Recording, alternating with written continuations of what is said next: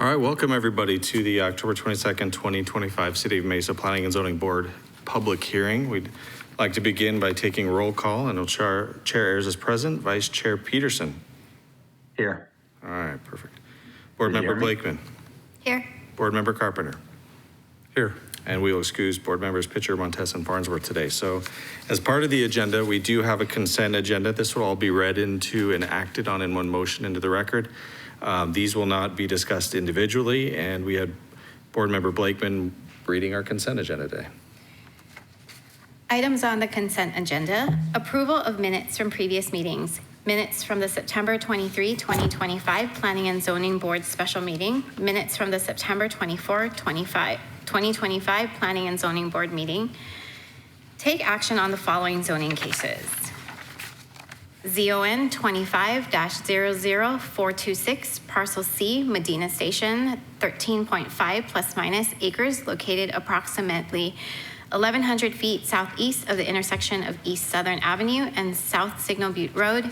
Site plan review for the development of a 276-unit multiple residence development. Staff recommendation, approval with conditions. Discuss and make recommendation to the City Council on the following zoning cases.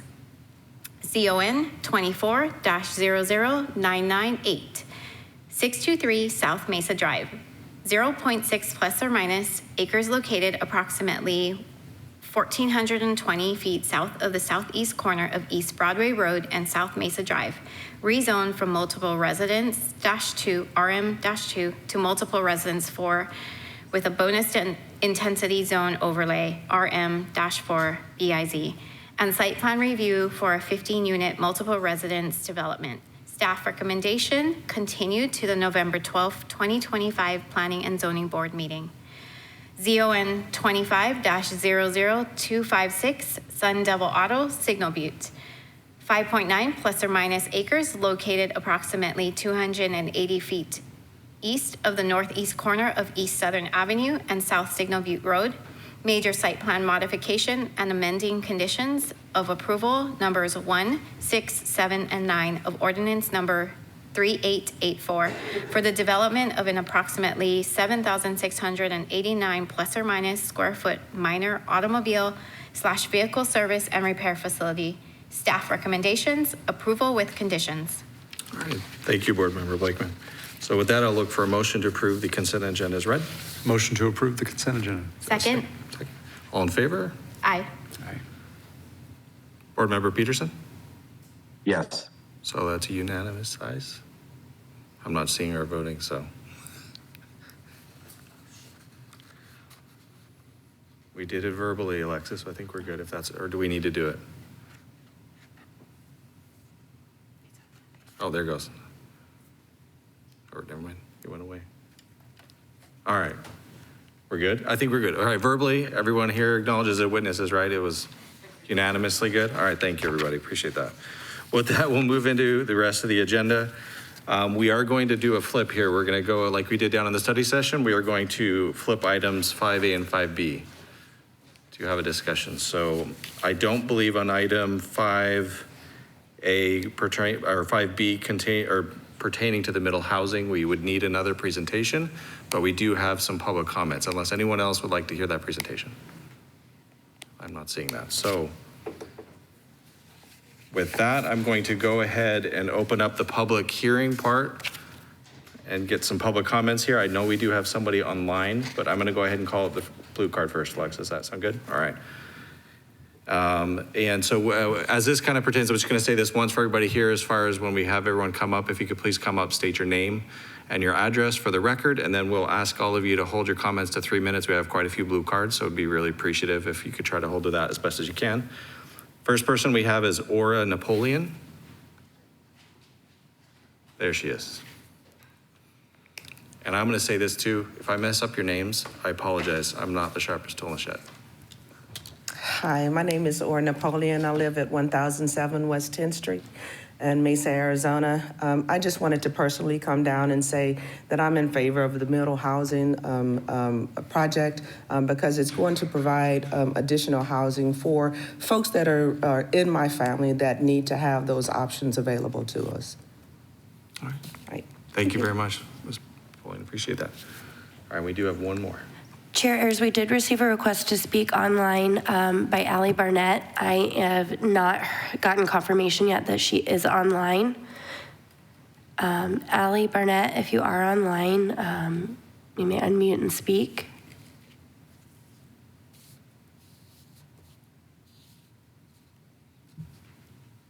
Nothing there. Okay. With that, anyone else wants to speak to this item at all, the middle housing? No.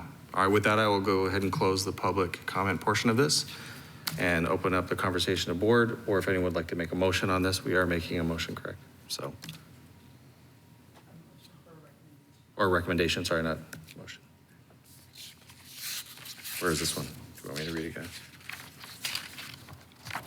You got it? Oh, sure. I'll make a motion to, let's see, proposed amendments. 5B. Oh, 5B, proposed amendments to chapters 5, 8, 31, 32, 86, and 87 of Title 11 of the Mesa City Code pertaining to middle housing. The amendments include, but are not limited to, modifying land uses tables and footnotes to permit middle housing in certain circumstances, adding eligibility requirements and development standards for middle housing, adding parking requirements for middle housing, modifying the definition of single residence attached, adding definitions for duplex, fourplex, middle housing, structure attached, structure detached, structure semi-detached, townhouse, and triplex. And the recommendation to approve, or adopt, sorry. Recommendation of adoption. All right, is there a second on that? Second. All right, we'll go ahead and vote for that. Board Member Peterson, or Vice Chair Peterson, sorry. Yes. With that, 4 yeas, 0 no's, and no abstains. We got 3 absents, so we'll go ahead and pass this item. Thank you, everybody, on that one. We have no 5A or 5B. I'm calling it 5A, though. Is that all right? Okay. All right, so we're going to move back up to item 5A. If you're not seeing that on consent, that is the BESS system. Well, anyway, the BESS. I'm just going to call it that for now. BESS Facilities Text Amendment. Thank you very much. So with that, we're also going to not do the public presentation on this one again, just to kind of move things along. Appreciate everybody's understanding on that. So with that, I will go ahead and open up the public comment portion of this one. Just like the last, we'll go through each of these. Please come up, state your name and your address. And I will begin with the blue cards in this one, Alexis, so you can start looking at ones online. Does that sound good? All right. Again, I'm going to do my best on names here. So first one I have is Victor Atlasman. Did I do all right? All right, that's good.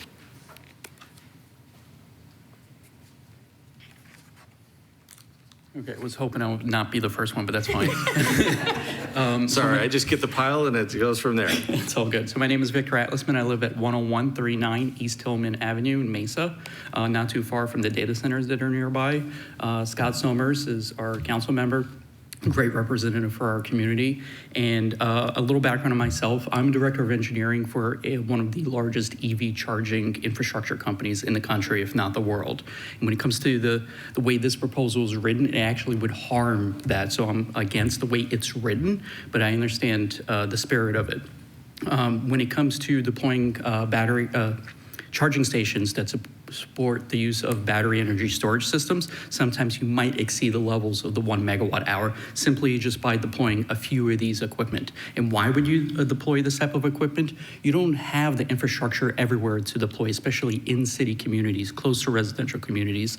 The grid just can't support the charging infrastructure. And we know that the way the vehicle market's growing, there's a larger demand, especially for residential units, to have access to these high-powered and high-reliable charging stations. And they're going to require these energy storage systems to support the operations of these products. And so the way the proposal is written today, this amendment would actually put against that and actually restrict a lot of the community and the residents. So that's also I wanted to add, I also am chair of a committee for Arizona Technology Council. I represent the e-mobility and energy ecosystem. I consider myself a subject matter expert in it. Like I said, I appreciate the spirit of the way it's written, but it's written completely wrong. So that's all I wanted to share. Thank you, Mr. Alves. Appreciate you coming up and providing input. Next up, I have Autumn Johnson.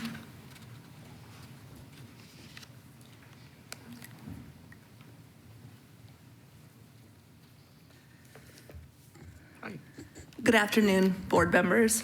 I'm Autumn Johnson on behalf of the Arizona Solar Energy Industries Association, or ARISIA. We're a statewide organization. I have actually had the opportunity to work on similar ordinances all over the state.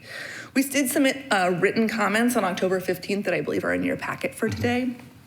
Our comments, we're neutral on the ordinance. We don't tend to We understand if you want to have rules for the road. We certainly understand that Mesa wants to adopt an ordinance to move forward with battery energy storage, as opposed to what was said in the working session where you cannot do it now. However, we do think modifications would be necessary within the ordinance to move forward for it to be successful.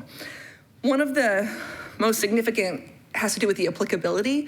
Right now, the cutoff threshold that you have for both principal and accessory uses is a problem. We recommend actually removing the 1,000 kilowatt or 1 megawatt threshold for accessory uses. If it's an accessory use, it really should be exempt from the ordinance entirely. That's sort of a behind the meter usage for small businesses or even medium or larger sized businesses, but the idea is that those are not utility scale, and so they should be exempt from the ordinance.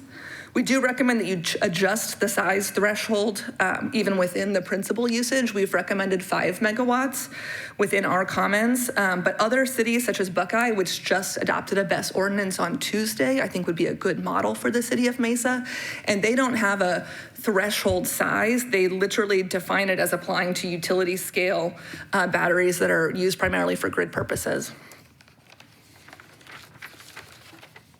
I know the staff, we typically call them setbacks. I understand from the working session that you're calling them separations, I think, as opposed to setbacks.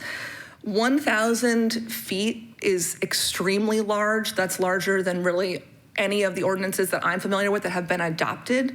We understand that you would want to have some separation, but the separation should be based on, I think, best practices. So within our recommendations, we're referencing the National Fire Protection Agency. We reference the Arizona or the American Planning Association, and we also reference Phoenix's regional standard operating procedures for battery energy storage systems. And so our 150-foot recommendation is actually a conservative recommendation based on those data points. So to the extent, I understand the staff's comments as the difference between the residential and the other land uses, but we would significantly recommend reducing below 1,000 feet. We have some other changes that you can see within our comments. I'm not going to have time to get to all of them, but Eloy specifically does include a waiver provision because there might be some projects that would be great for the city otherwise and are great for the grid, but would be hung up on some other technical deficiency based on this. And so we recommend you do include some sort of standard broad waiver language so that the projects can be reviewed on a case-by-case basis. And I know my time is up, so I'll cut it short there. Thank you. Thank you for keeping it. I would appreciate it. Next, I have Julie Moore.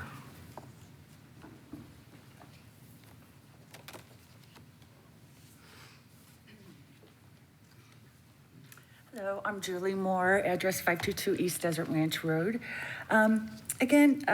Thank you for the opportunity to speak.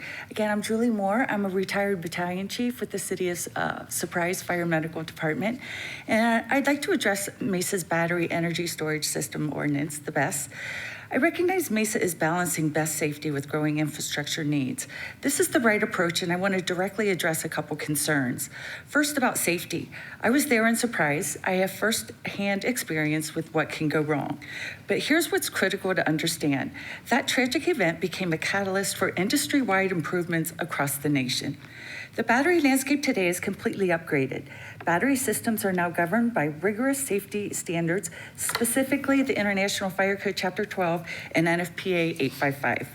Beyond code changes, the battery industry has made dramatic safety improvements to protect our communities and first responders. Years ago, as in Surprise, battery systems had no ventilation, there were walk-in enclosures, and projects lacked comprehensive communication and emergency response plans. Now, many have been replaced by modern installations featuring advanced venting systems and remote isolation, shutdown capabilities that run 24/7, 365 days a year. Today's developers integrate sophisticated thermal management systems and early detection sensors. They also coordinate and often with first responders. So we as firefighters know exactly what we are dealing with. We cannot make decisions based on outdated information when the entire industry has been rebuilt around these lessons. Lastly, I'd like to talk about setbacks. This 1,000-foot requirement does not make sense. Mesa allows data centers 400 feet from homes. Those facilities are massive and have a significant neighborhood impact. Yet standalone battery systems need to be 1,000 feet away. That's more than double the distance for something smaller.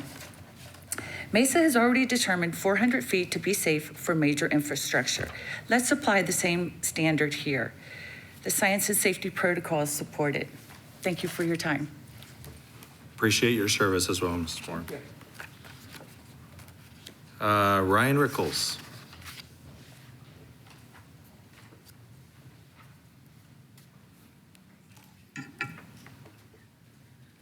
Good evening, board members. Ryan Rickles, 823 West Tucky Lane, Phoenix, Arizona. So in general, I'm supportive of zoning classifications for battery energy storage facilities that are grid scale and utility scale. However, what I would like to discuss today is more the smaller batteries. And so what I would take issue with these proposed amendments is the 1,000 kilowatt threshold. So I believe that this 1,000 kilowatt threshold can be triggered very easily in not just grid scale conditions, but just several business and commercial and industrial facilities across the city. So I want to give some perspective of what 1,000 kilowatt is. So probably a container about the size of this table can fit about 1,000 kilowatts of battery. So if on your commercial site you surpass 1,000 kilowatts, your commercial site is no longer what it's used for. It's now a battery energy storage facility, and it's now a utility. So that is not the nature of what you guys are trying to achieve here. So another thing is 1,000 kilowatts, that size of a battery is only enough power to power 2 EVs on a fast charger. So that's all that's required to trigger this condition. So this is a popular EV charger across the country. So it's an EV charger coupled with a battery. This kind of thing, like if a Starbucks or a grocery store in this community wanted to install a couple of these, only 3 would trigger that grocery store to now become a battery energy storage facility principal use. So I do not believe that that's the intention of this code, but that is the way that it's written. Another thing is advanced manufacturing facilities across this community. That's where I come from, my industry, is I build these things, I engineer, design, and build them. It is commonplace where you have tools that are high powered to install smaller batteries at these tools. The way the code is written is cumulatively on your entire campus, your entire property, you have to add up the kilowatts of every single piece of battery on your site. And if that surpasses 1,000, your site is no longer its principal use. It is a battery energy storage facility. So I do not believe that that is written correctly. Secondly, I think that this is going to impact lease spaces, so multi-tenant lease spaces. I think landlords are actually going to restrict this from 1,000 to 0. Because landlords are not going to want to police every single tenant exactly how many batteries that are in that space, and they don't want to risk reaching 1,000 kilowatts and triggering a site-wide issue. So in general, I believe the 1,000 kilowatt threshold is not what this code is intended to do, and it's going to dramatically impact all sorts of businesses across the Mesa perspective and current. With that, that's it. Thank you, Mr. Rickles. Appreciate your time. Next, I have, all right, I apologize.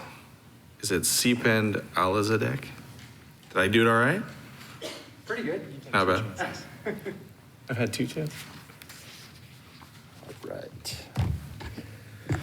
Good afternoon, everyone. Sipend Alizadeh, Arizona Technology Council, 2800 North Central Avenue, Suite 1530.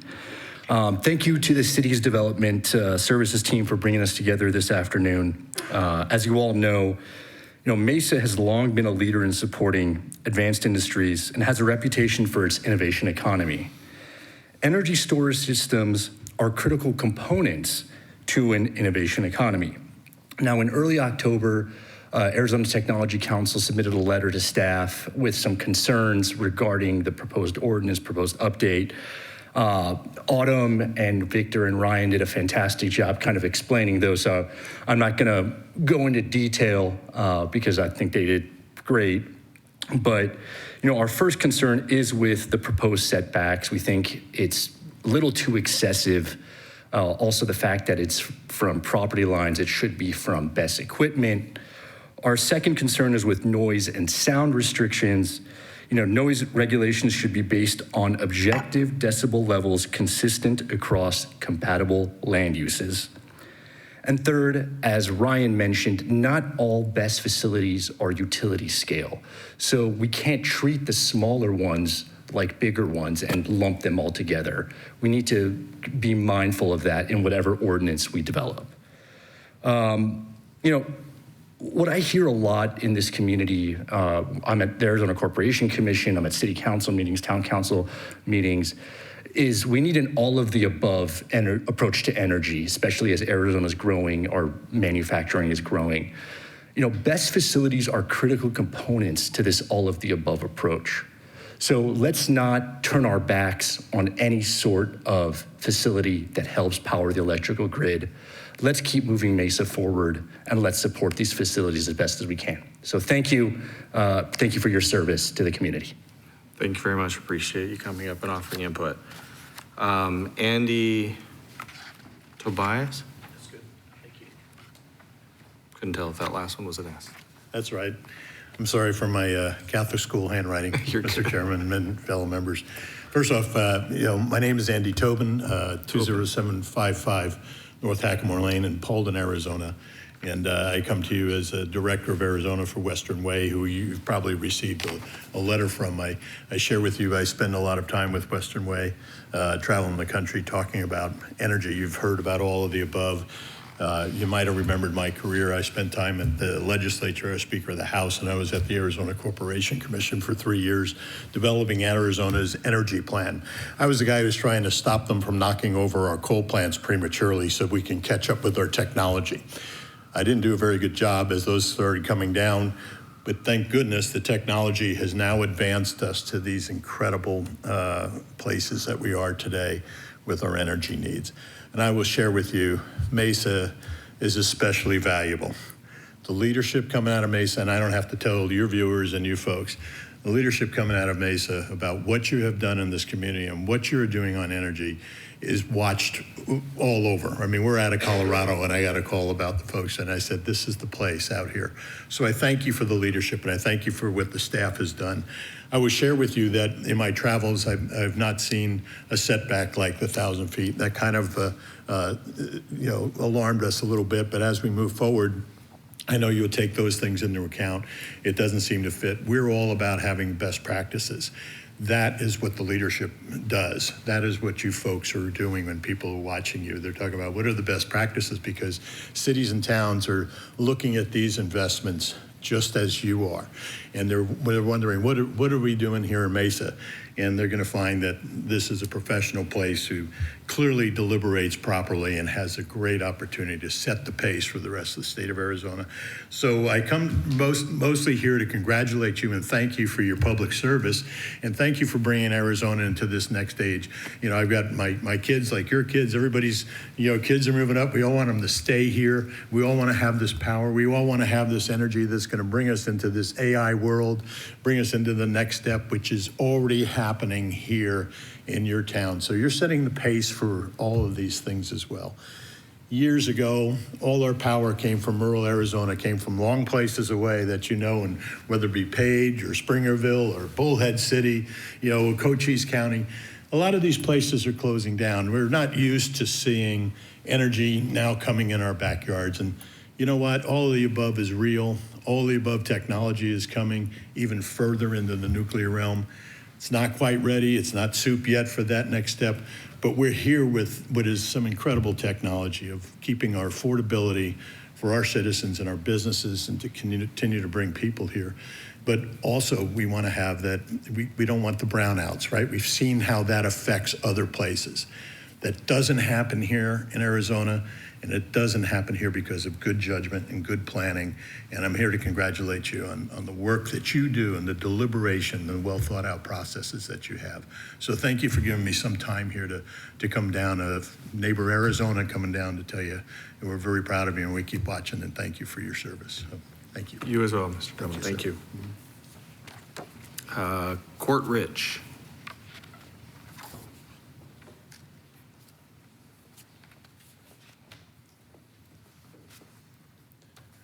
Thank you, Mr. Chairman, members of the commission. My name is Court Rich. I head up the energy department at the Rose Law Group, 7200 East Stetson.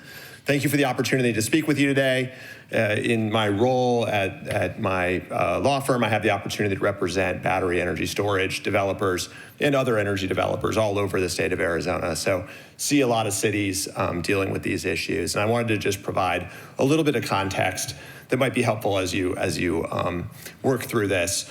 So batteries, unlike a lot of other businesses that you're probably accustomed to, if I'm a battery energy storage developer, I can't just go decide to build a battery somewhere and see who wants to buy what I'm storing and the energy I'm putting out. I have to go through a process with a utility. And in Arizona, we have monopoly utilities, and in Mesa, we have SRP. And so, or the city of Mesa has a very small utility as well. But if I want to build a battery, it's because SRP said they want a battery. And the only way I'm going to put one in Mesa is if SRP is the one that asked for it and then is buying the output from that battery. And I think that's important because you can rest assured that these are essential pieces of infrastructure, and these aren't just speculators that are looking to put them wherever they want, wherever they can, to sneak them all over Mesa. These are more like substations, which you'll see in your communities, next to your homes, down the street, around the corner.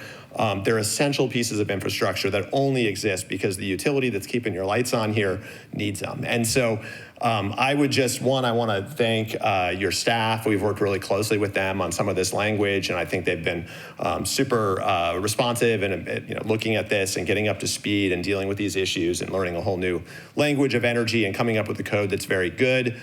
I told this backstory about SRP because I think it's important to look at their comments probably first and foremost and see what they're saying. They're the ones who need this, and I know their needs for energy are growing exponentially.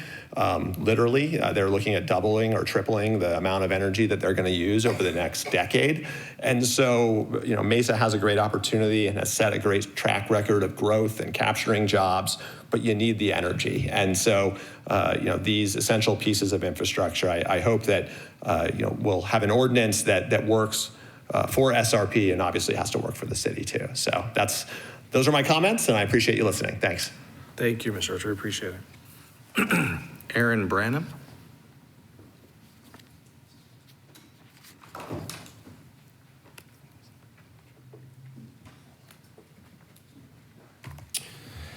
Chairman, Commissioners, thank you for the opportunity to speak. My name is Aaron Branham. I'm the Senior Vice President of Development at IPA Power. We develop large-scale or utility-scale battery energy projects. My address is 1810 Northwest Everett Street, Portland, Oregon, but a former resident of 27 East McKinley Street in Tempe, Arizona. Our company has been developing in Mesa and the Phoenix area, as well as the state of Arizona, for a number of years with active projects. We've worked closely with staff in trying to inform the ordinance in its current iteration. And I want to provide thanks to staff because they've done a tremendous job into what is a new technology for Mesa, but a technology that's established around the U.S. for a number of years. While our projects believe we can comply with the ordinance and we support its passage, we do want you to consider that it doesn't shortchange the broader effort of bringing other capacity resources or other developers' projects online. SRP, as Mr. Rich mentioned, has a very specific plan. They have near-term capacity needs. Our project certainly cannot fill out all of those, and so it would be a shame for those projects to not move forward. But we, again, appreciate the efforts on behalf of city planning staff and the city's attorneys to put an ordinance forward that allows for not only our project, but in final form allows for all of these critical resources to be brought online. We also have a third-party expert from Fire Risk Alliance with us. If you have any questions, I'm happy to bring him up. But otherwise, I appreciate your time. Thank you. Thank you, Mr. Byrne. Appreciate it. Jeff Crockett.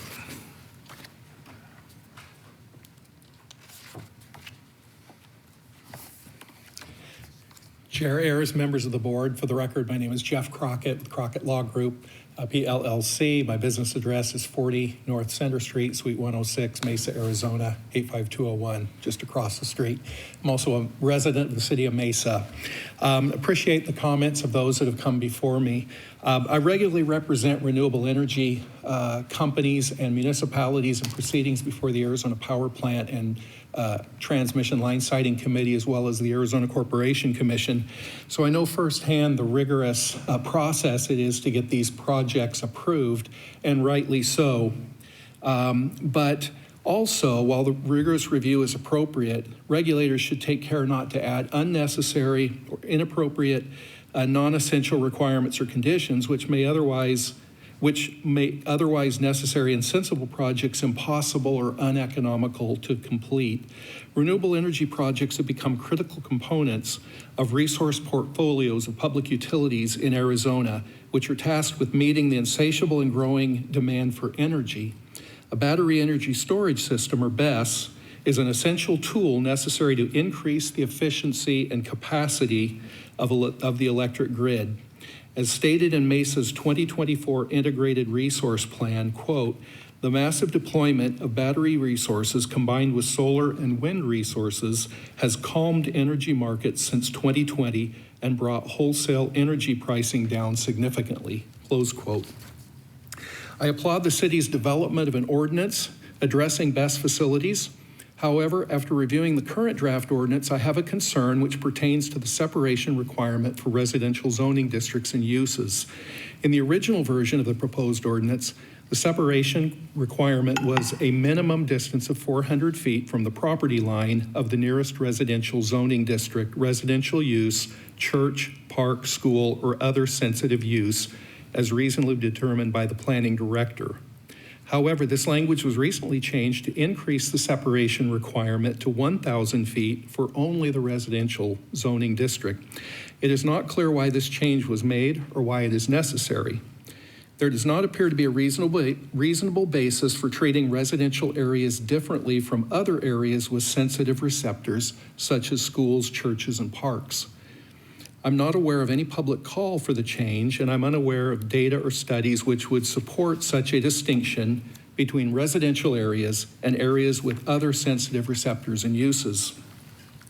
I note also that the city's recently adopted data center ordinance includes a 400-foot separation from residential zoning and uses. It is not clear why a BESS facility would be treated differently than a data center. An unnecessary increase in the residential separation requirement will put more negative pressure on energy providers, including Salt River Project, that are already struggling to supply energy at pace with economic growth. If the city moves forward with unnecessary and discriminatory 1,000-foot separation requirement, we risk losing a number of projects that will pay significant taxes, create good jobs, and most importantly, provide energy capacity and security to power Mesa's future. I urge the Planning and Zoning Board to reconsider the 1,000-foot separation requirement and revert back to the original 400-foot separation in the original draft of the BESS ordinance. Thank you. Thank you, Mr. Crockett. So we do have some online, I believe. Chairs, that is correct. I have confirmed that we have two online, Linda and Nico. All right, Linda Brady, if you are on, if you could unmute yourself and go ahead and state your name and your address for us.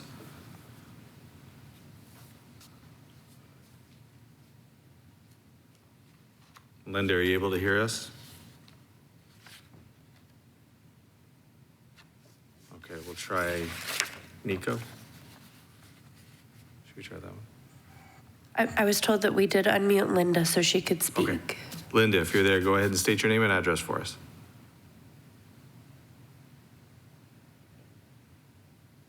Oh, it looks like she might have dropped off. Okay, we'll go ahead and unmute Nico and they can speak.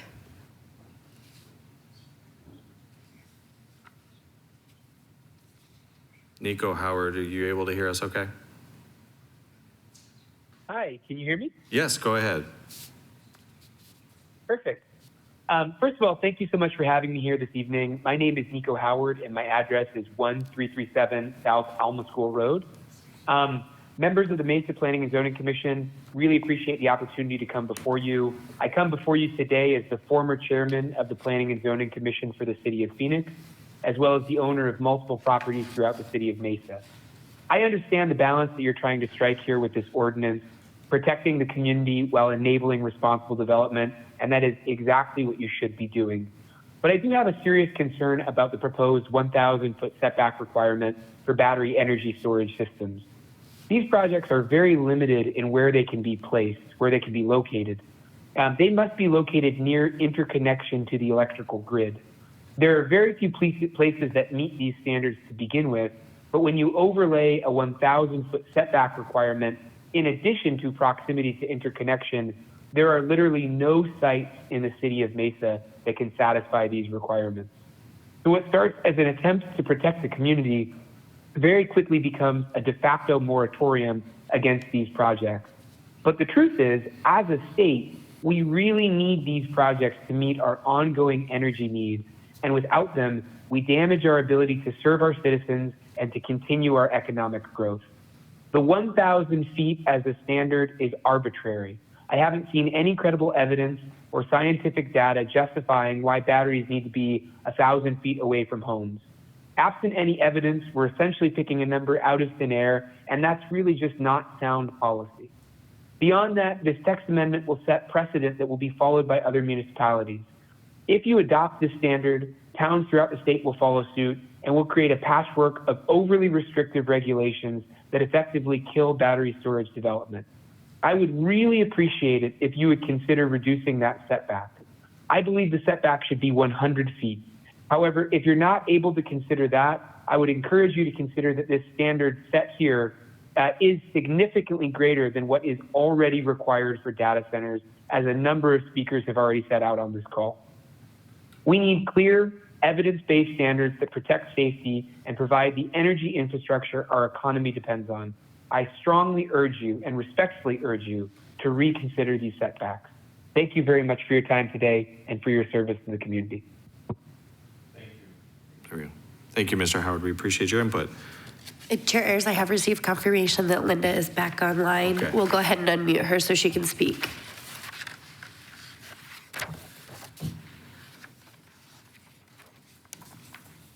Linda, are you able to hear us okay?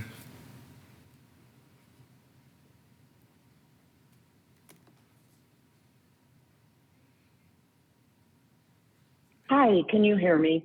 Yes. Go ahead. Hello? Oh, thank you. Thank you.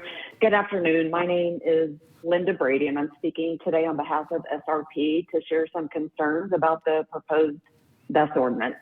I'll keep it focused on three key issues, each with real consequences for Mesa's future. First, this ordinance goes against Mesa's own climate action plan and your integrated resource plan.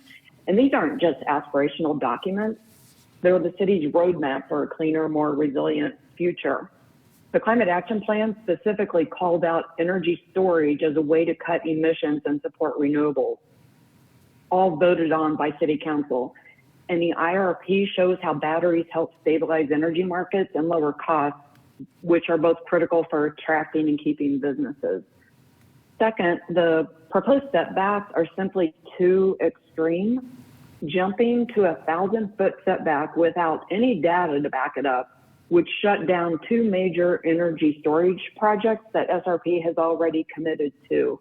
And these aren't just hypothetical. They're funded, designed, and they're ready to deliver clean, reliable energy to Mesa and the Southeast Valley. If this ordinance passes as written, these projects are gone. That's 600 megawatts of clean energy Mesa won't get. Third, and maybe most importantly, this ordinance sends the wrong message to the business community and to SRP. Mesa has told us time and again that energy needs to come online faster to support growth, particularly in Southeast Mesa. But this ordinance would slow down one of the best tools we have to do that. So battery storage isn't just about climate, it's also about economic development. It keeps the grid stable, it lowers peak energy costs, and it makes Mesa more attractive to the high-tech industries and advanced manufacturing that it wants. So what SRP would like to request is to revise the ordinance so that it better reflects Mesa's own climate and economic goals. Don't build barriers to the solutions that we all need, and then reconsider the setback requirements and allow a waiver for the projects that are already underway. They're essential to meeting Mesa's energy needs through 2029. Third, bring transparency back into the process. Decisions like this should be based on data, not arbitrary numbers. There are existing NFPA fire safety codes that apply to BESS projects based on real data and testing. Mesa deserves better, and so do the developers who've worked in good faith with the city for years on these projects. So I urge the board to take a closer look at the real world impact of this ordinance, not just on energy, but on Mesa's ability to grow, compete, and lead. SRP is happy to be a resource to ensure this ordinance is balanced and fair. Thank you so much for your time. Thank you, Mrs. Brady. Appreciate your input. With that, I believe that's everybody we have. Okay, thank you very much. Chair Ayers, would it be okay, once you close public comment, if I address some of the things that we heard before the board starts discussing? Would that be okay? Yeah, of course. I think in this situation, should we just go ahead and close now or invite Rachel? Do you want to come up and speak to those now? Some of the. If it's okay, I'll start and then Rachel. Let's do that. From the planning department, John Sheffer, our building official, and Sean Alexander, our fire marshal, will kind of roll on from where I start. So we'll go ahead. I'm just going to go ahead. But if it's okay, I'd like to start. That's fine. I'll close public comment on this one and turn the time over to Thank you, chairs and board members. I think it's important to note that we had a study session with the city council probably about 3 or 4 weeks ago, where we brought the draft ordinance to them with a lot of the same information that you're receiving now. And so I kind of want to go through some of the things that we heard from them and then from what we heard from the public. The first is as it relates to the accessory uses and the megawatts. And I'm going to ask John eventually to get into why that 1 megawatt was chosen. It's important to note that accessory BESS are exempt from the standards. There's no requirements for them to do anything. They are exempt, and I know one of the speakers requested that they be exempt, so I just want to clarify they are exempt from the standards. The second is the definition of the, which goes hand in hand with the accessory BESS, in that if we worked really closely, we did a lot of research, we looked at a lot of the best practices. I understand that, Buckeye doesn't have a megawatt on in terms of what is accessory versus what is a principal. I think the challenge with that is then you're always trying to make that case-by-case determination, which we as staff don't think that that's necessarily the best approach forward. I 100% agree with the speaker who talked about the safety industry standards and how they've changed. BESS are very different than the fire that there was in Surprise. So we 100% understand and recognize that.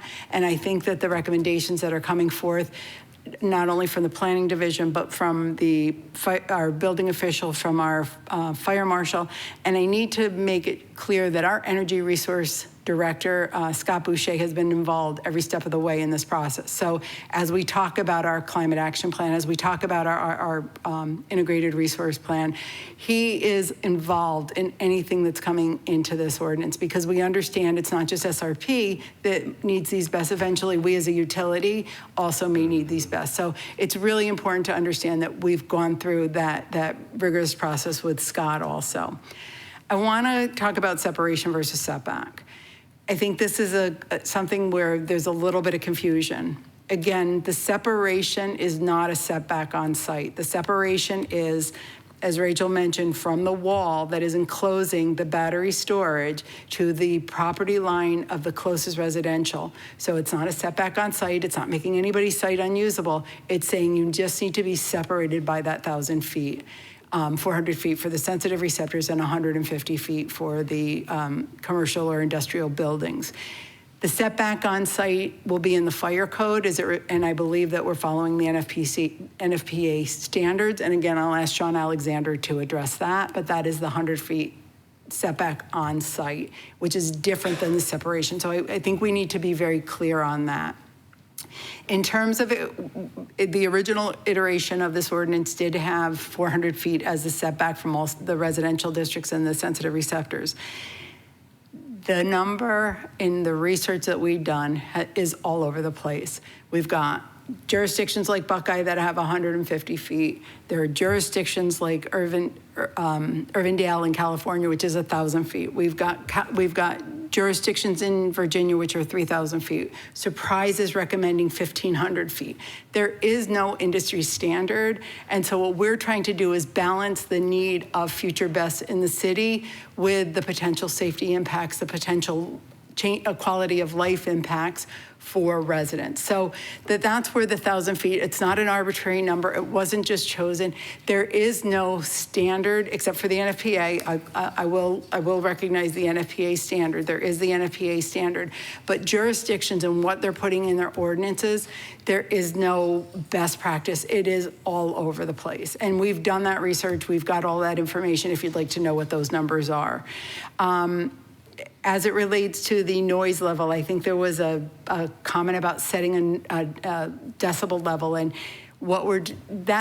that's if we were looking at the decibel level on site. But again, what we're looking at is we're looking at the ambient noise level as it relates to residential and industrial uses, or I'm sorry, the residential and the sensitive uses.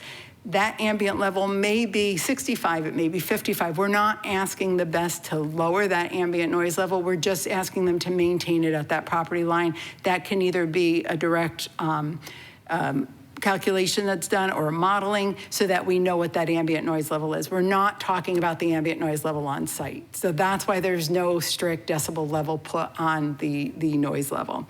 For future projects, we don't want to shortchange any future projects. And we've looked at the two projects that we have pre-submittals that had been submitted to the city.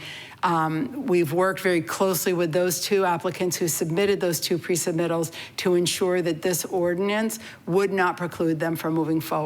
And what you're seeing in this ordinance now, and we continue to work with SRP, we continue to work with those two applicants so that we're not jeopardizing the two projects that we have pre-submittals for at this point, including, and there's also one that's being built on Signal Butte. So it's really important to understand that we are not, the idea is not to jeopardize or to put, I think someone talked about a moratorium. This is not a moratorium. There are places in the city where these will occur. If needed, they have to go through the PAD process, which is a rezoning process. If the land is LI and that's the right location, and the city working with SRP and with an applicant to say that it's an LI district, they can ask for that rezoning. It just gives council that discretion to look at the potential impacts of these uses when they're going through that process. So we're not stopping these. We're not asking them to come into the city. We all understand the importance and the need of securing our energy grid system. We all understand that, and that's why we're trying to balance the needs of the residents, the safety needs, and the needs of the industry. I think that may be my last comment. I don't know, Rachel, if I missed anything. One quick thing before you go on, if we're going to pass over to one of the, just for a clarification, one of the ones on the megawatt, the 1 megawatt. What about, I understand that as an accessory use, they are not required to go by these standards, correct? What about cumulative? That you didn't speak to that, and that's one of the specific things that came out. Is there a cumulative restriction on that if there's more than one on one side? That was a good comment. Thank you, chairs. Yes, basically it's, and I think Rachel did address this downstairs, it's 1 megawatt cumulative on site. So you could have 2 500, or you could have, or 1 500, 1 499. Right. So it but is, my point is though, is even as an accessory use, if it reaches, if it's, or it surpasses 1,000, right? Kilowatt. Then it triggers. That's correct. Okay. That's correct. Rachel, did I miss anything? I don't think so. I think you got point. I don't know if I have anything to add, but I can definitely help answer any questions. And I know John and Sean probably have some. And I think John wants to address the 1 megawatt. Yeah. Right. I just one comment regarding that. We did do some research and we. You got to go into the mic, John. Yeah, we did some research and what we were able to find, this is a new technology, so there's not a ton of information out there, but one source of information was the American Clean Power Association, and they have a specific utility scale battery energy storage system model ordinance that they produced. In that ordinance that they recommend, they use 1 megawatt or 1,000 kilowatts as a threshold for utility scale. So that's in large part how we came up with. For utility scale. That's what they consider utility scale. And that's what we're trying to distinguish between is utility scale and other uses. Well, and I think that's what a lot of the concern we're hearing, right, is that we're considering these smaller, which, let's be honest, there's going to be a lot more of these as we go forward that are not utility scale in the sense of that definition, in my opinion.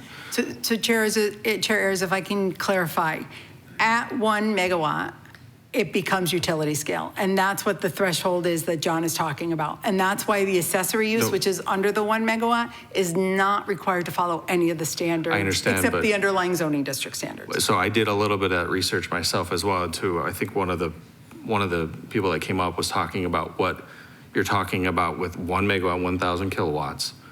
That's 2 chargers for 2 units. Right, so I mean, that's what I'm saying is if you go into, as an example, right by my house, I've got a shopping center, they've probably got, and I understand these are not battery, so first off, let me start that. They are not battery. I understand that they're tied into the grid, right? But you've got probably a dozen in that one spot. They're Tesla superchargers. Yes, I know they're not battery, making that very clear.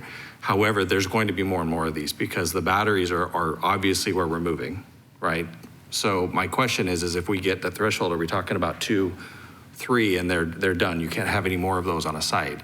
That is, I think, the separation between the utilities. I mean, you know where I'm going with this. That's a challenge for me. So, And so, Chairs, I guess what I would say is that this was staff's recommendation based on the research that we've done, based on the model ordinances that we reviewed, based on everything that we've found throughout the country.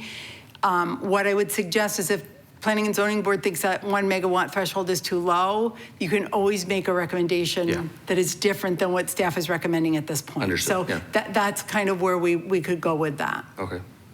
And then I think, I don't know, well, anybody else want to talk about this one? I'm totally taking over here. You guys want? No? I have some questions for planning after you guys do too. Say that again, Mr. Radio Voice. I have some questions for planning after the rest of you guys do, or jump in. You want to go to 5 first? No, or how do you jump in, Troy. Yeah, so Mary, on the just comparing a little bit, and maybe it's not a true comparison, but with the data center ordinance, there was the ability where they were classified as a type of warehouse, and they could go in certain districts, right? So it was to make it more restrictive and more regulated. Is there for these? Is that a comparable struggle right now with these battery storage facilities? Is that there's some other element of the code that lets them go wherever they want, and this makes it more rigid, or do the other elements of the code already have, like what we had talked about, or what's been mentioned, the fire code and other elements? Do those already have some regulation over it? Are those comparable situations or not? So Chair, Board Member Peterson, so right now BESS are not defined in the zoning ordinance and are therefore not permitted in the city at all right now. So this text amendment would actually allow the facilities and that use to be developed within the city. Yeah, they're not there. These don't exist, Troy. Well, for clarification, we do have one that is being built right now on Signal Butte, but. Oh, I meant that. But since then, it's been determined that these are not an allowed use in the city until this ordinance gets put in place with the standards of how they would be placed in the city. And are the some of the public comment from previous work sessions where neighbors had issues with noise and other things, those were then things other than battery storage? That was something else, right? That wasn't what we're talking about here today. Board Member Peterson, I'm not sure what study sessions are you referring to? Oh, in the packet under the public input, there were some comments from the public about how noise and different things, and so and it was under this case, so I'm assuming then that those may have been related more to some other use and not battery storage, if those don't exist right now? Oh, okay, thank you for the clarification.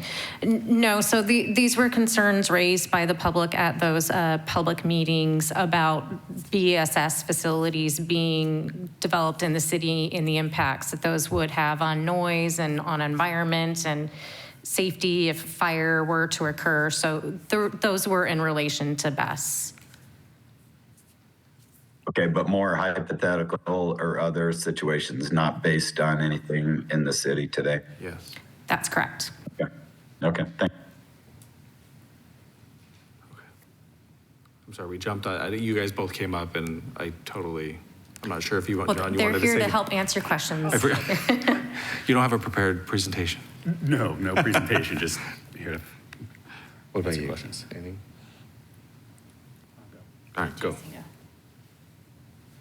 All right. Go ahead, Troy. Oh, no, go ahead, Jason.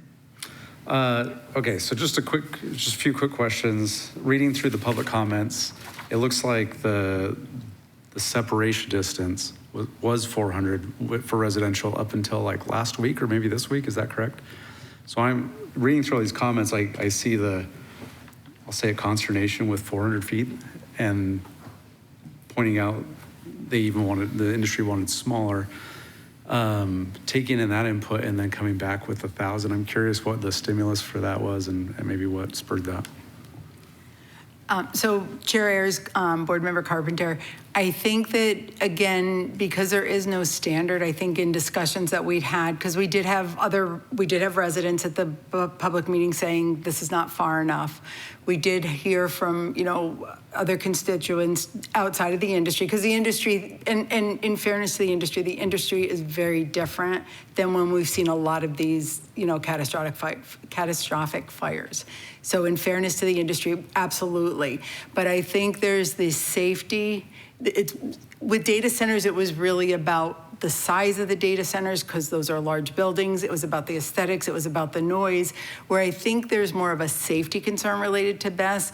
Even though the industry has changed, if there is some type of emergency, the concern is, what are the air impacts? What are the water leachate impacts?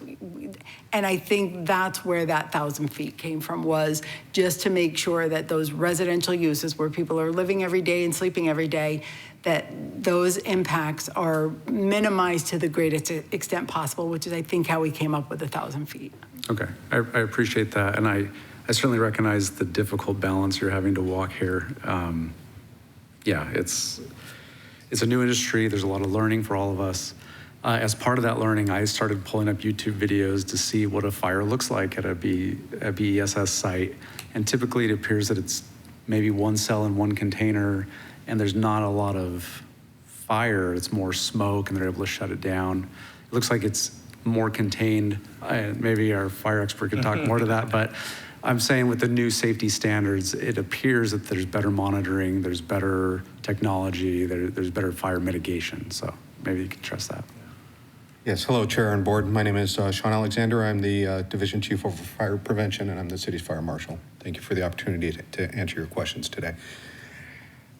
As has been mentioned several times here, the industry has changed significantly. The standards have gotten much more stringent and have required battery module and unit testing that just wasn't present 7 years ago when we first started seeing these facilities. They have improved their safety requirements a great deal based on a lot of independent lab testing and just through the code development process. We have seen instances. It's very site dependent based on, like any fire, our topography, our weather, and other conditions that impact a fire based on when it's happening.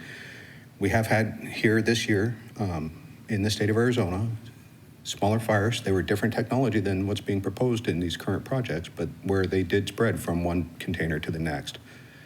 Those were the one in Tullison was a wind-driven event. We've had one just the night that we were giving our public comments on October 1st. There was a battery fire, again, different technology, but a battery fire that occurred in North Phoenix that did spread past the one unit. That's less likely to happen now, given the standards that we're looking at adopting. In addition to the zoning ordinance, the fire and building departments are looking to change almost at the same time to the latest version of the fire and building standards to include NFPA 855, which directly speaks to best systems. We will be bringing in the latest safety standards for the fire marshal's office and for the DSD group to use for plan review and site review prior to approval of these projects.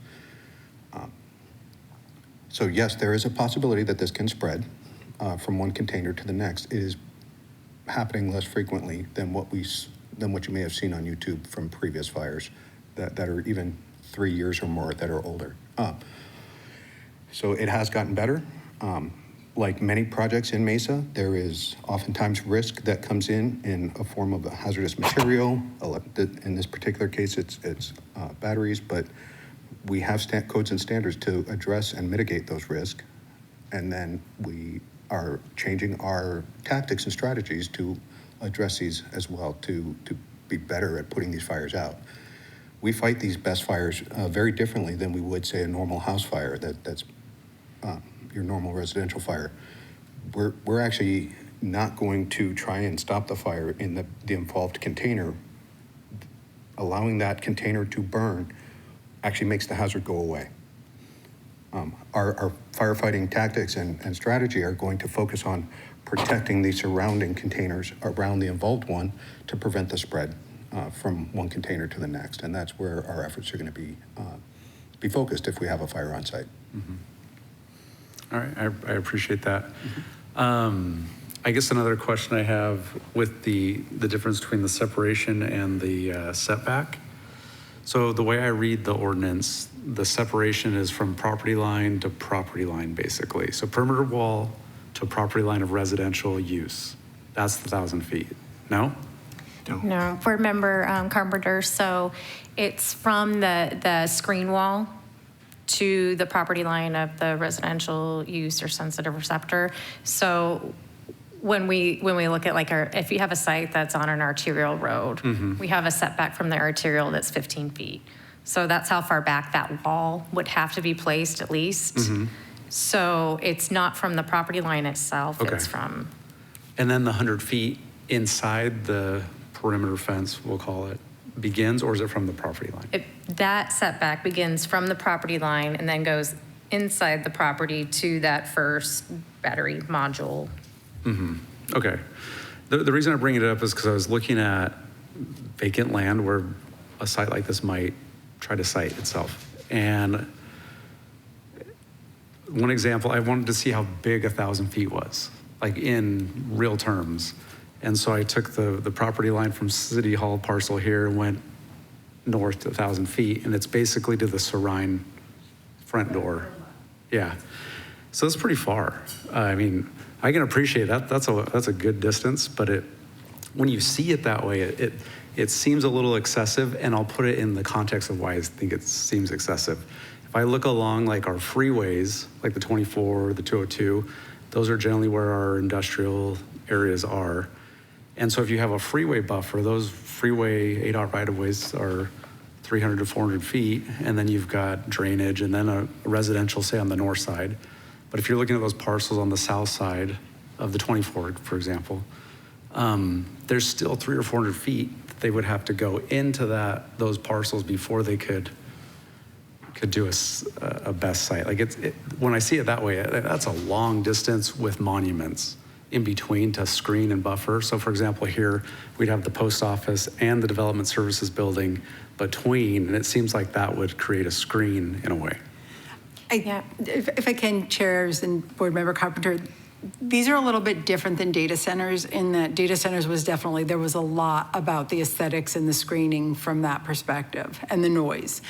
In this case, working with the fire department and working with our building official, there was that added safety component, which is, again, why it might be a little bit larger separation than a data center, and why those barriers in between don't necessarily have the same effect that they might have for a different type of use. So, and I don't know if you wanted to add anything to that, Rachel. Yeah, and Chair and board members, I just wanted to talk about when we look about where we're proposing these to be in the HI and the GI, when you look at the surrounding uses, you typically do not have residential uses near those zoning districts because of compatibility already.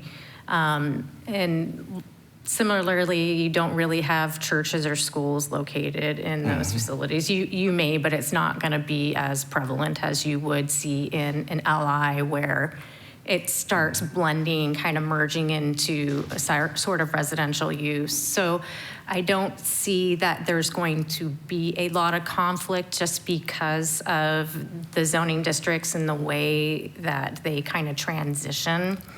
And I'll go back to, we had the study session with City Council where we had discussed our proposals. And I'm going to say this because I know we mentioned this at the public hearing, but we were asked by a couple of council members to look at a greater setback. And I know these discussions are still occurring, and this is something that will probably come up at City Council to be discussed amongst themselves. But as Mary had mentioned earlier, when we did our research, it varied from 100 feet to 1,000 feet. So when we were asked to look at a greater setback, we thought that this was reasonable considering that Buckeye just did the 1,500 feet. We wanted to try to land somewhere in the middle where we might be able to address multiple concerns and still have this be feasible for projects to develop. I think part of what I'm thinking about is where the substations are located that these have to connect into, and they're typically not in heavy industrial. The majority are in light industrial. Yeah, and I guess I think a point to keep in mind is there's a lot of development still occurring down there, and that's where we're going to see a lot of manufacturing and demand for higher energy too. So I don't think that it means that we will not have substations down there where this might be very effective and And chairs and board member Carpenter, one of the other things is that we may have sites that with this 1,000-foot setback, a portion of the site might not be able to be used, but or you're an odd-shaped lot or something like that. So what we're trying to do is not penalize the parcel if say it's an L-shaped lot and they're putting the battery storage on the upper part of that L. That wall around that battery storage is what needs to be 1,000 feet, not the property line that might be closer. So we're trying to capture as many potential scenarios as we can. Again, remember, if a lot of the substations, and you're right, today are in an LI district, because they have to go through the PAD process, which is essentially a rezoning, then they're going to have to, at that point, ask council for a HI or a GI, which then council can look at these almost on that case-by-case basis that we've heard about, determine, is this the right place, is this the right design for it? So that's kind of what we're trying to do with it. I will say, I think we get that. I mean, the concerns, when you look at, so as an example, right, when the 1,000 feet, I get that from a piece of equipment, not a screening, right? The idea is there is a separation of the thing that's actually dangerous to the residential. But you have a site that's going to be, now your screening is going to be closer to the property, much closer most of the time to a property line. Not always, but that, right? So I think the 1,000, that's why there's the concern there. And when you look at NFPA 85, for example, it's 100 feet, not 1,000 feet. It's not even 400, it's 100. So when we say we're using NFPA, that's, so anyway, there's that question too. And then I think of, for example, my son's high school is in an area south of Mesa Gateway Airport. I guarantee you there's going to be an issue down that whole stretch of schools and churches right there. So I think that's where the concerns come from. So, sorry to jump to you. Our little punch pads Does not like touch. my finger, yeah. It always works. So my last question, I really appreciate the feedback and taking my questions. With the ones that are existing that maybe have pre-submittals or submittals, I know with the data centers, we looked at waivers, we looked at those entitlements that run with the land. Has there been a consideration for that? Because I know there's a huge investment in just the planning stages that gets put in these. And so I'm wondering if those have the kind of the grandfather ability. Okay. Chair Board Member Carpenter, and I think Sarah's probably lingering. If I say something wrong, she'll come up and correct me. But this is a little different than the data centers because the data centers, we had previously classified them as warehousing and storage. And so there were a lot of properties out there that had rights to develop that. This is different with the BESS since they were never classified as another use or within the zoning ordinance. So they don't have pre-existing rights that under Prop 207 that we have to extend the waivers for. Sarah, do you want to correct me? No, so that was a good summary. So, but for the few that there are pre-submittals in for, one is being developed currently, then there are two with pre-submittals in. We are using a different tool to allow those to come in without needing to rezone if council decides to approve that tool in the ordinance. And you'll see that in the draft ordinance that's uploaded as sections 15 and 16. So if those sections are included in the ordinance, those two sites wouldn't need to rezone. They would still need to have to comply with all of the development standards and all of the fire code and building code standards that have been discussed today.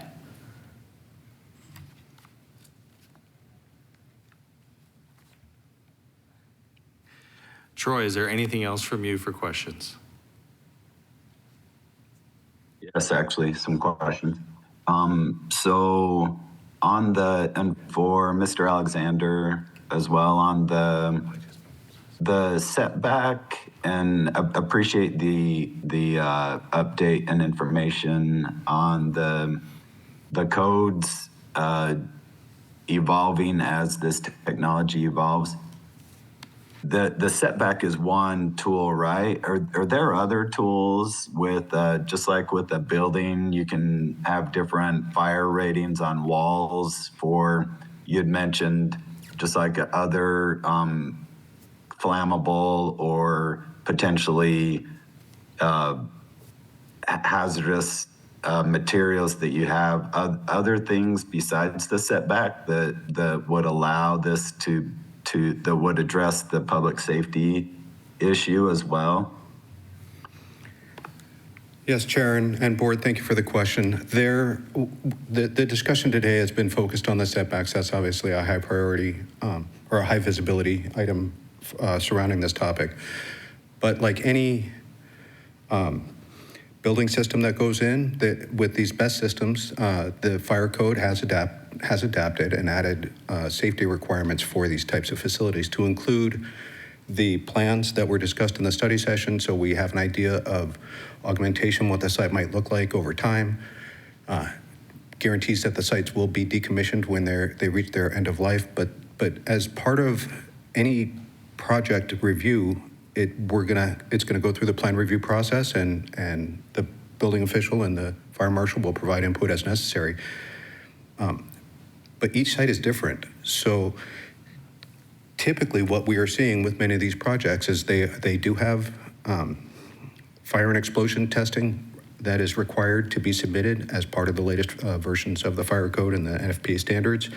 We'll be reviewing those hazardous mitigation analyses that get submitted to talk about the specific hazards that are part of the technology that's going in at that particular site. But many of these sites are required to have battery management systems, which will detect assuming that they're working properly, and these systems do fail over time. But if it performs as designed, that it should detect a problem in the battery long before it ever goes into runaway and causes a fire. And that technology was not present in some of the first generation sites that we saw. So battery management systems are a key safety factor that are going to be going into all of these projects. There are different monitoring systems, either infrared. There's just a whole variety of different systems, safety systems that can go in depending on the needs of the site. So the answer to your question is yes, there are additional safety measures that are going in, but it's site and project specific based on the hazard that they're going to have on that site. Gotcha. I really appreciate that. And then with this, as the technology, and it's been discussed that the technology today is is different than 3 years ago, that will continue to evolve. And just as you said, site-specific, project-specific criteria will continually to evolve. Does the changes in the code that you referenced to so we've talked a lot about the ones that meet the code that aren't accessory uses, but for the ones that are accessory uses, those also pose a public safety risk just as much, right? Just because they're accessory doesn't mean that the risk is any less. It just means the zoning code treats them different.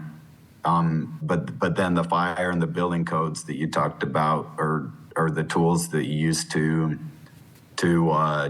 address those on a case-by-case basis as well? Yes, that's correct. The fire code typically is focused on commercial properties. It generally, it does on rare occasion, but it generally stays away from the residential side. There are requirements for residential systems. If someone is putting in a Tesla battery pack into their home for EV charging or a different manufacturer's pack, there are requirements that say that they can't go into a closet space or an area where people are sleeping. We've seen projects when these first came out where they were putting these battery packs anywhere they could fit them inside the house, but that is no longer the case. They are required, on the residential side, they do require that there is a small separation from other energized equipment, things like that. So depending upon, the standard is written to cover a very wide range of different applications, from residential, commercial, industrial, all the way to this utility scale. And it really provides the fire official and the building official a great deal of latitude to evaluate each site specifically based on the hazards that are present there. So, and we do that through the plan review and the permitting process. Yeah, and thank you for your service for our community as well. Thank you very much. Anything else, Troy, for your questions? I think that's all I have for right now. Okay, then you're good. You're good. Okay, I think thank you very much to both of you guys. Actually, I already closed the public. So with that, we can go ahead and open up to discussion with the board here, or everybody like to make a motion?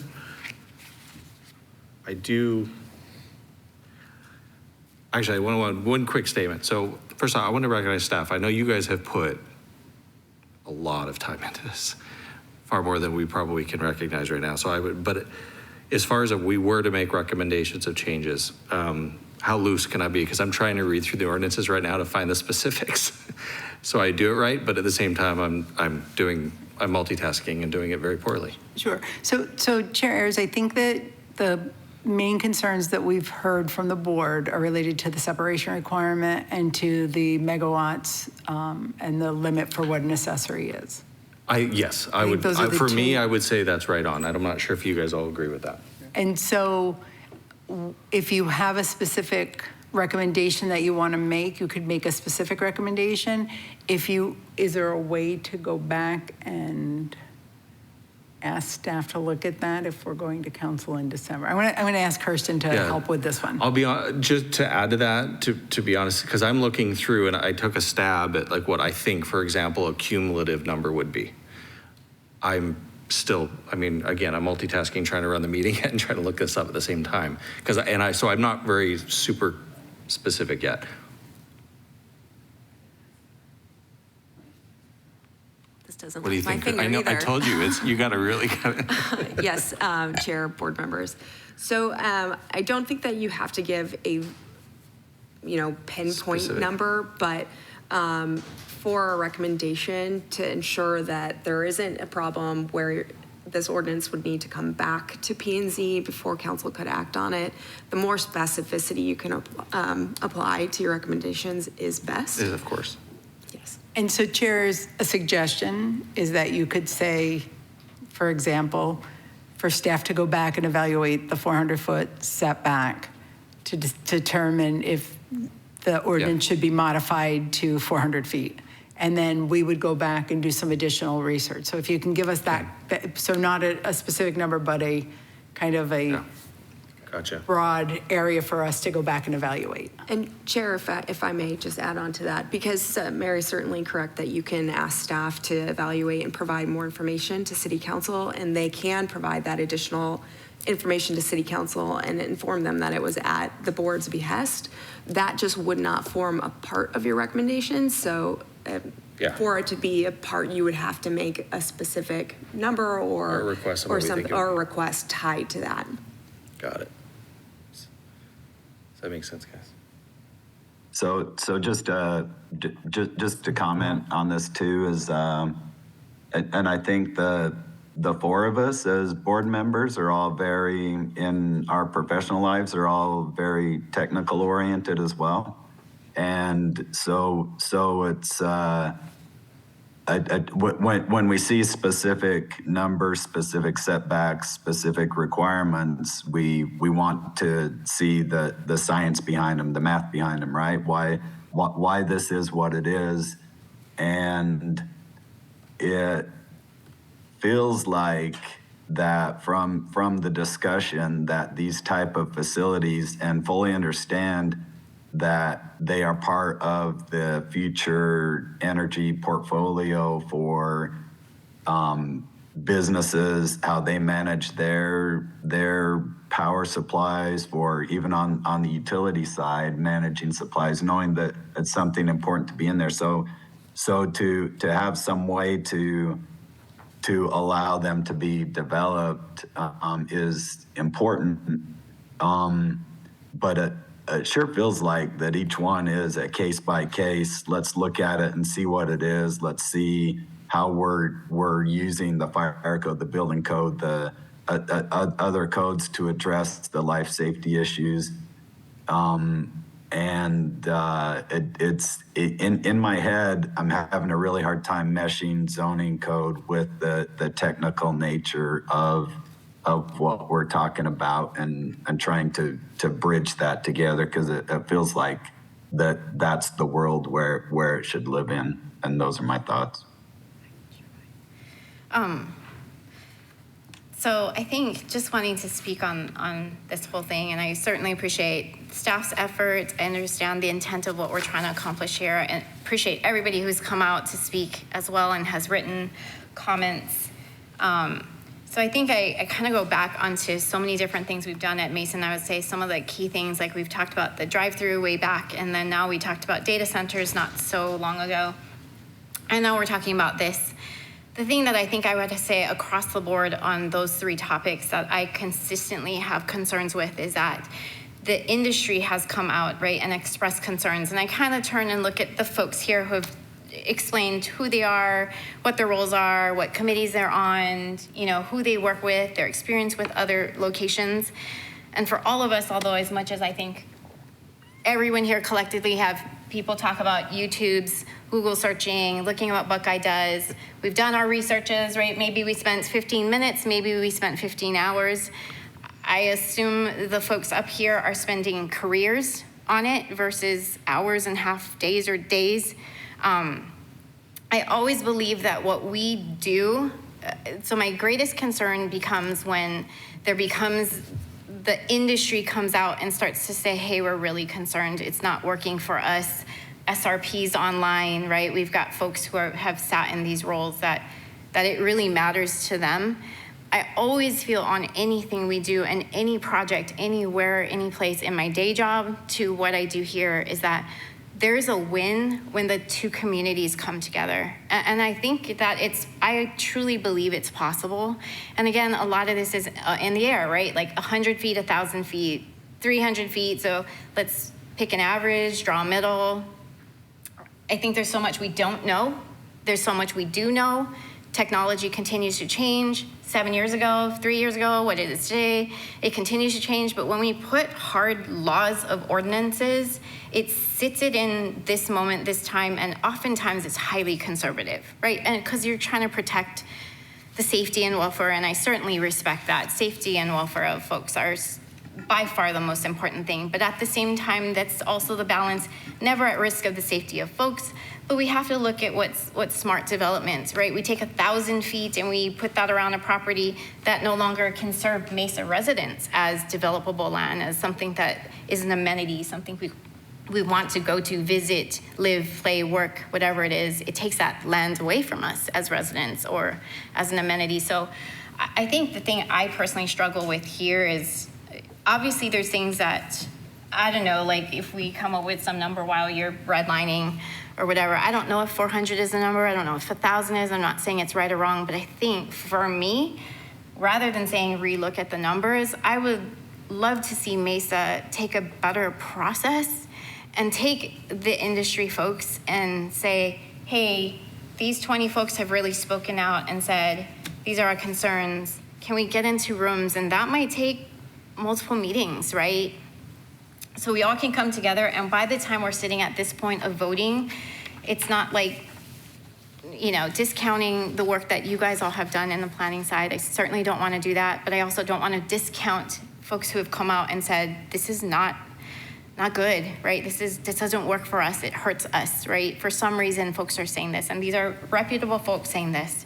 So it puts us, I think, as a board, like, how do you, like, you know, we certainly respect both sides.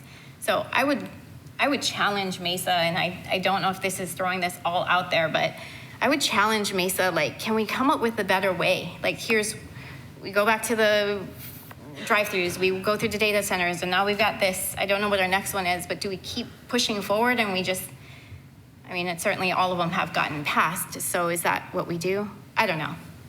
That's my 2 cents.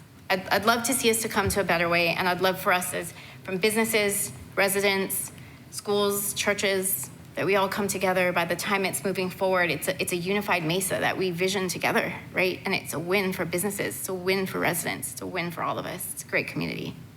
Rather than we walk out of here and there's winners and losers, right? Someone won, someone lost. I think we all can win. Maybe it's too idealistic, but that's usually why in the last two I vote no, because I think there's a better way. Sorry, long drawn out. You asked if I had thoughts. You don't have to explain yourself. So, okay. To the point, I think to your especially Chris, what you're saying. So what I'm going to go ahead and do, I'm going to go ahead and make a motion here. And I'd ask Chris to work with me maybe a little bit.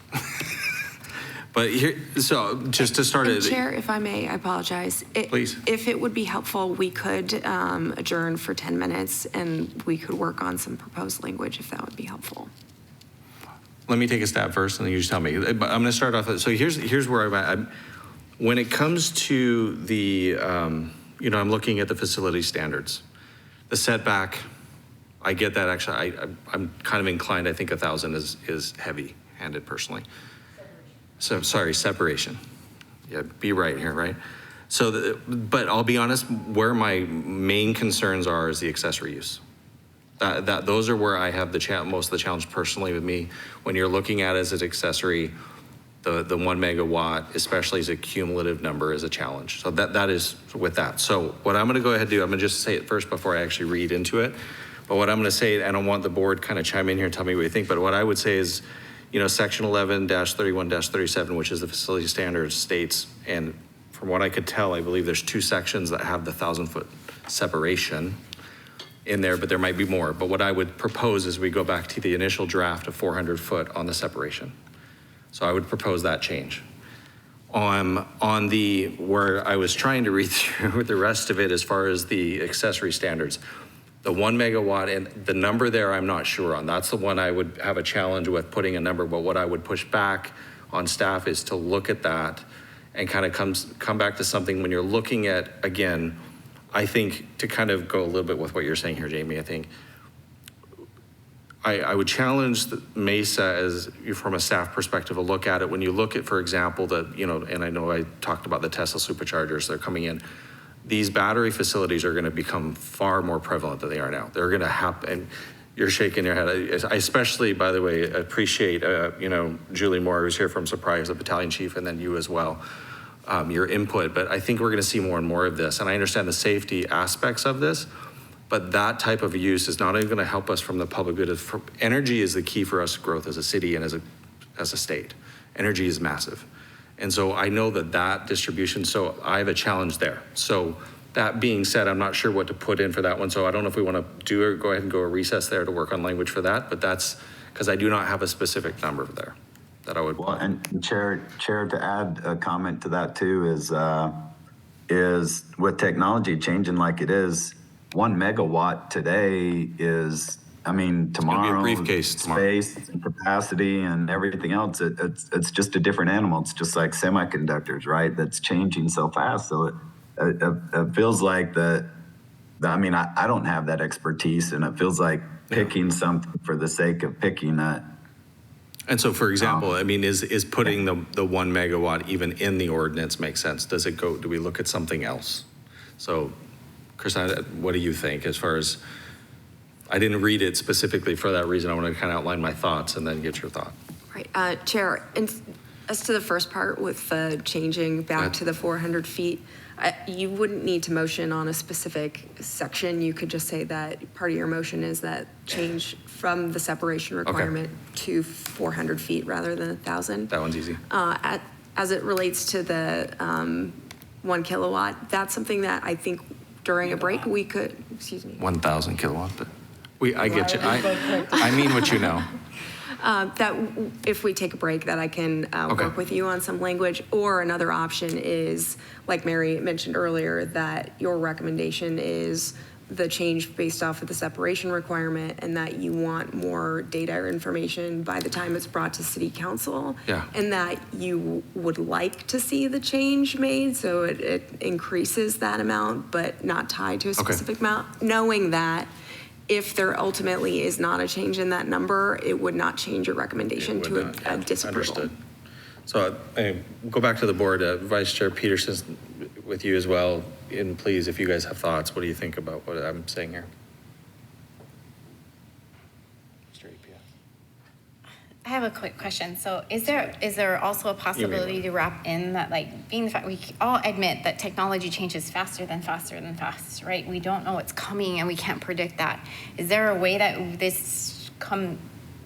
for us to agree to all this, by the time it puts in motion, the world also shifts, is there a commitment that Mesa keeps up with this? Like, I don't know. I don't know how you put that in. So chairs I don't know. Like, that's why we're putting in date 2025, October 2025. And by year 2027, that's only 2 years away, right? Like, it could be so crazy outdated. I don't know this. Or it might be so relevant still, like, right on. So chairs and board member Blakeman, yes, computers used to be the size of this building. They're now this. Right. And we all know that batteries themselves are going to get smaller. We know that. But let's remember the amount of energy that's still stored in this, whether it's this size or it's the size of the podium that the computer is on. It's about the energy, the nameplate capacity and the amount of energy that's stored in it, and being able to address any potential safety impacts. And that's why the fire code will specifically talk about the NFPA, which is kind of the standard in industry standard, and any updates as they occur. And I know that they're building that into the fire code because we know that NFPA recommendation is changing. That being said, they're adding things to the NFPA requirements in the fire code on top of that. And so yes, we evaluate how many text amendments do we bring to the Planning and Zoning Board. The fire and building code gets updated regularly. So as these things are changing, of course we have to look at the new technology and what that means to the zoning code and to the fire code as it relates to this use. And it's hard because it changes so fast. Sure. We get that. The only thing I'd say is sort of a rebuttal there, Mary, is when we're talking about NFPA, we're 10 times the NFPA on the separation, as an example, right? So we can keep up with it and say we're going to follow, but right now we're saying that we're going to be significantly more conservative than that. That's where the challenge is, I think.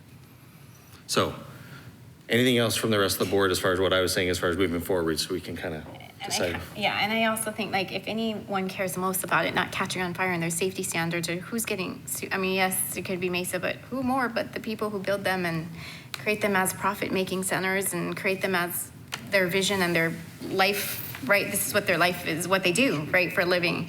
Who more doesn't want that safety issue on their hands? I mean, I don't know. So to me, I do put some level of trust in the industry itself. And I feel like for all of us, we struggle a little bit because we're not 100% in the industry. So that's what I tend to struggle with. I would like to see some level of the folks out there who are in the industry saying what we're doing is a smart move by their industry as well, because they're the ones who see the pressures every day. They're creating them every day. They're designing them every day, looking for sites every day. So that's just me. I know I keep circling to the same thing, but Ben can make a motion.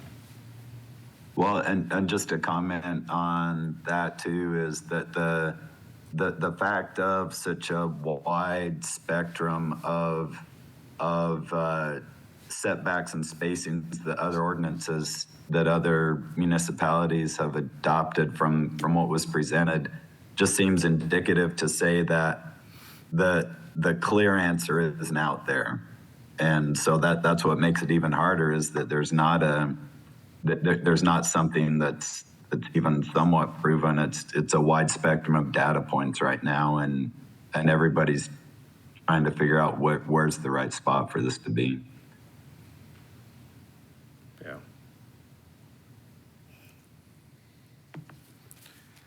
So, I'm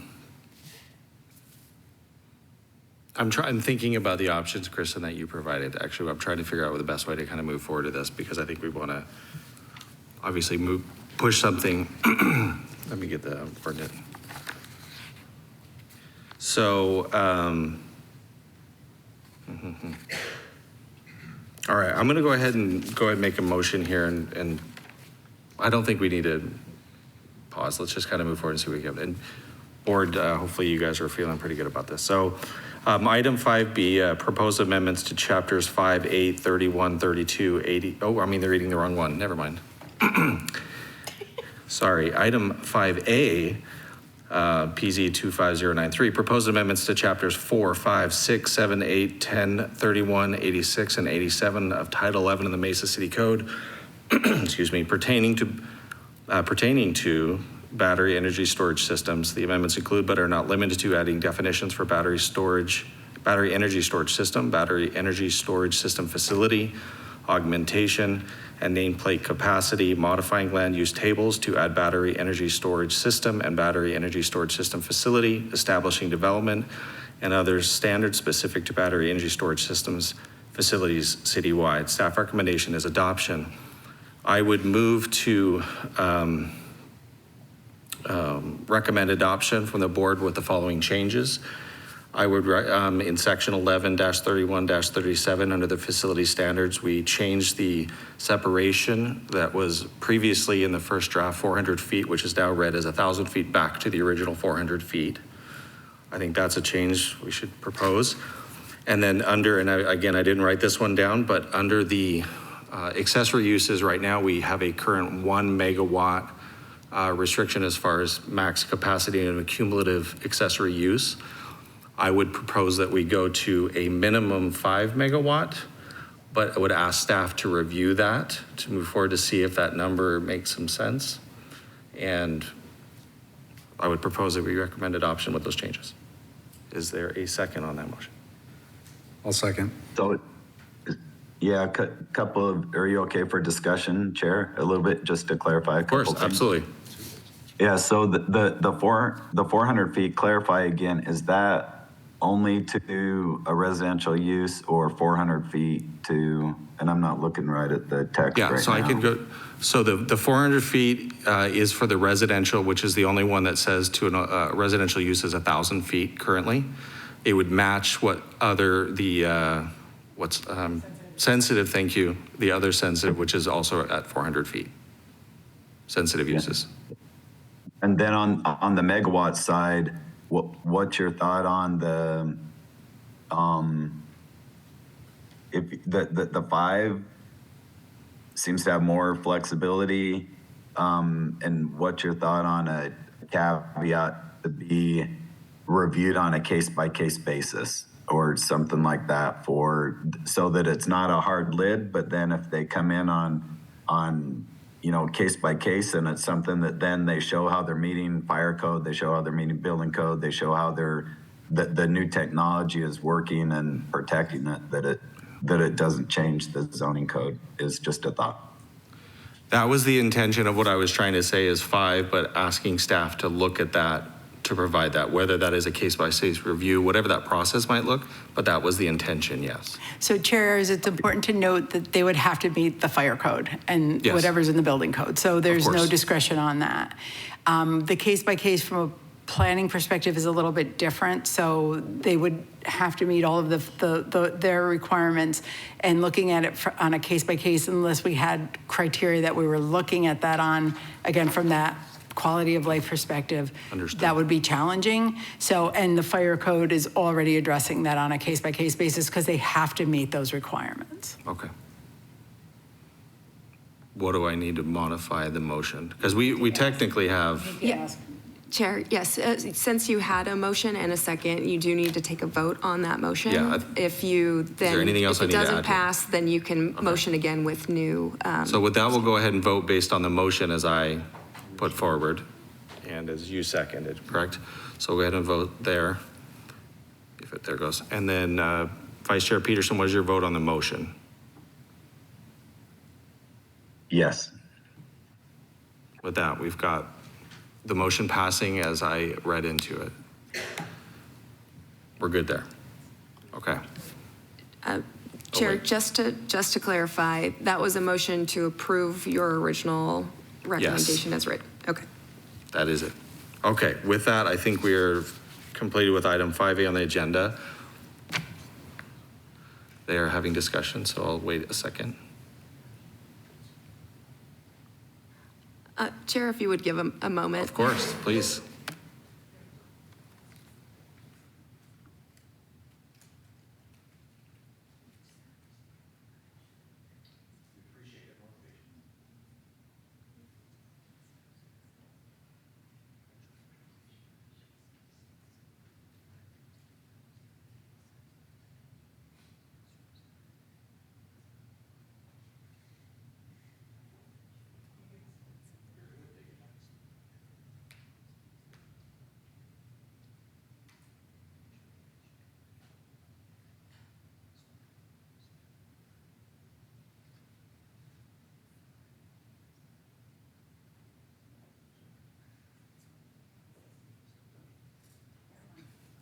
Chair, we've clarified, we're good. We're good, okay, thank you.